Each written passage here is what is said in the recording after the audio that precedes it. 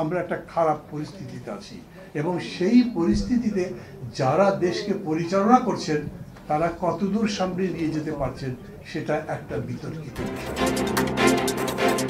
এই July August আন্দোলনে প্রবাসীদের ভূমিকা বললো না, ভূমিকা মানে আগে কি কি করেছেন সে কথা তো আমরা পত্র পত্রিকায় পড়েছি, টেলিভিশনে দেখেছি, আজকে তাদের কাছে শুনলাম। কিন্তু জুলাই আন্দোলন তো শেষ হয়নি। প্রাথমিক বিজয় হয়েছে যে আমরা ফ্যাসিবাদকে পরাজিত করেছি, কিন্তু আন্দোলনের মধ্যে দিয়ে যে স্লোগানটা উঠেছে একটা নতুন বাংলাদেশ চাই।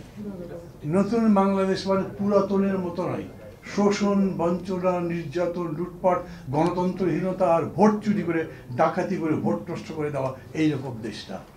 একটা দেশ যেই দেশ বাসযোগ্য হবে, যেই দেশকে ভালোবাসতে পারবো, যেখানে বুক ভরে শ্বাস নিতে পারবো, অন্ন, বস্ত্র, শিক্ষা, চিকিৎসা, বাসস্থানের ব্যবস্থা একদিনে না হোক ধীরে ধীরে হবে, সেই রকম দেশ। এটা তো লম্বা আলোচনা, আমি অত লম্বা আলোচনার মধ্যে যাচ্ছি না। আমি প্রবাসীদের জন্য এই প্রসঙ্গের অবতারণা করছি। এটা কিন্তু খুব সহজ কাজ নয়। এমনকি কেউ কেউ এরকম বলেন না সংস্কারটা ঠিক মতো করা হোক।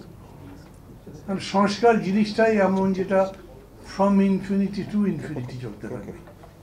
বাংলাদেশ যতদিন আছে প্রতিদিনই এর সংস্কার করা দরকার। যে কোনো একটা বস্তুকে প্রতিদিন সংস্কার করবেন, প্রতিদিন সেটা আরো উন্নত হবে। আমরা একটা নির্দিষ্ট সময়ের জন্য একটা নির্দিষ্ট বিষয়কে, উদ্দেশ্যকে সামনে রেখে সংস্কার করবার কথা ভাবি।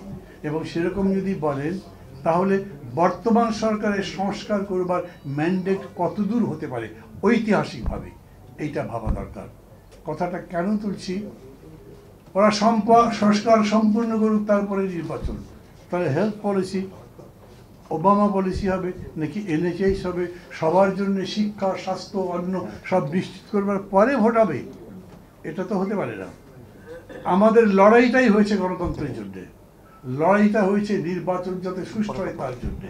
এখন সবার কাছে এটাই বলতে হবে, আমরা একটা গ্রহণযোগ্য নির্বাচন চাই, যে নির্বাচনের উপরে দাঁড়িয়ে, যে নির্বাচনের ফলাফলের উপরে দাঁড়িয়ে আমরা সেই বাংলাদেশ গড়তে পারবো যাকে আমরা গণতান্ত্রিক বলি, মানবিক বলি, কল্যাণধর্মী বলি, প্রবাসীদের প্রতি সম্পূর্ণ সহমর্মিতামূলক, সহযোগিতামূলক সরকার বা দেশ গঠন করতে পারি।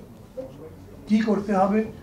মিনিমাম জিনিস হচ্ছে একটা পুলিশ বাহিনী লাগবে যেটা ভোট করতে দেবে, একটা গণপ্রশাসন লাগবে বা সিভিল অ্যাডমিনিস্ট্রেশন যেটা এই ভোটকে সহযোগিতা করবে, একটা ইলেকশন কমিশন লাগবে যেটা এই ভোটে নিরপেক্ষভাবে তার দায়িত্ব পালন করবে। এবং সেই ইলেকশন কমিশন মানে কিন্তু কেবলমাত্র 5-7 ইলেকশন কমিশনার নয়, একেবারে ডাউন টু দি গ্রাউন্ড, যেখানে ইলেকশন হয় একদম ভোটের সেন্টার পর্যন্ত যারা যারা দায়িত্ব আছেন, প্রিজাইডিং অফিসার, পোলিং অফিসার, সবাই।